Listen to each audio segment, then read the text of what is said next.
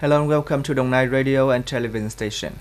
Yesterday, the delegation of Dong Nai Province, led by Deputy Secretary of Provincial Party Committee, Chairman of the Provincial People's Committee, Cao Tianzong, had a meeting with Trang Bom District on the socio-economic situation and the security and defense issues, investment and disbursement of public investment capital in the district in the first 6 months of the year.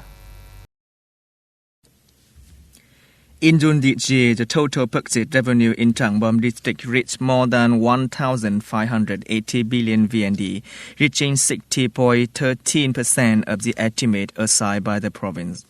Continue to maintain 9 out of 9 criteria of new rural district. At the meeting, representatives of department branches gave specific opinion, recommendation and proposals for Trang Bom district, suggest capital to upgrade roads, investment in administrative center of Trang Bom district, increase of the number of staff for schools. Chairman of Provincial People's Committee requested Trang Bom district to urgently implement the program of socio-economic recovery and development associated with prevention and control of the COVID-19 pandemic. Accordingly, the district needs to speed up the vaccination for people while perform the task of increasing budget revenue, accelerate the disbursement of public investment capital.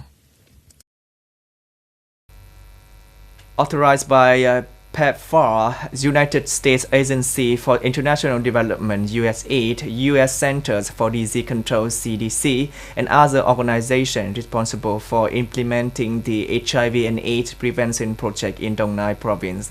Yesterday, the delegation of the Center for Quality of Life Improvement visited and worked with the Department of Health and the Center for Disease Control of Dong Nai Province. At the HIV and AIDS Prevention Department Center for Disease Control of Dong Nai Province, the delegation listened to a data analysis on infection control. The delegation observed the actual health information system, worked with the ARV treatment unit on the current situation. After the meeting with CDC Dong Nai, the delegation went to the outpatient clinic, Bien Hoa City Medical Center, to learn about the C2P model and the cooperation between OPC and CBO in supporting patients. According to the Ministry of Health, since the end of March, the COVID-19 pandemic has been stable. However, the BA.5 subvariant of Omicron, which has spread over many countries, has the risk of entering Vietnam. Recently, the subvariant BA.5 of Omicron is about to enter Vietnam. It may cause an increase in the number of COVID-19 cases in the near future.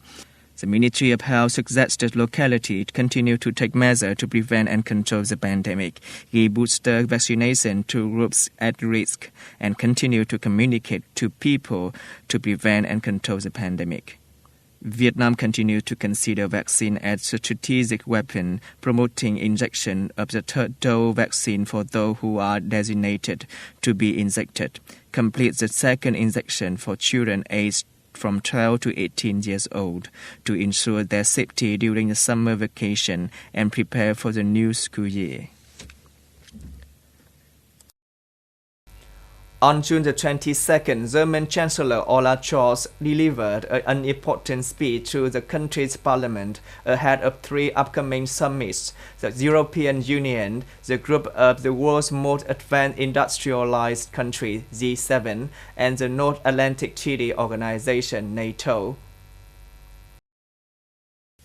In his speech, the German Chancellor emphasized that security is the most basic commitment that every state must make. Prime Minister Olaf Scholz expects the cohesion and determination from NATO leaders as the conflict in Ukraine continues.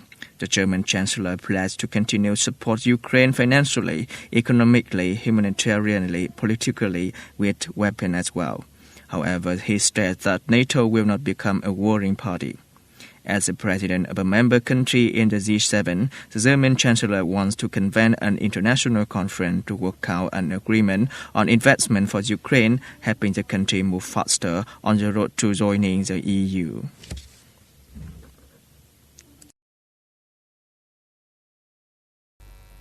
Federal Reserve Chairman Jerome Powell warned on Thursday that the U.S. economy has remained strong, but a series of sub-interest rate hikes aimed at cooling soaring inflation could trigger a recession. Mr. Powell said that the world's largest economy is facing an uncertain global environment and could see the inflation continue to take its toll. The FED chairman also stressed that policymakers understand the difficulties caused by soaring prices and are committed to reducing inflation, which has reached a 40-year high. The FED raised interest rates by the most in nearly 30 years and said there would be more similar moves to counter the price rally with extremely high prices of food and gasoline.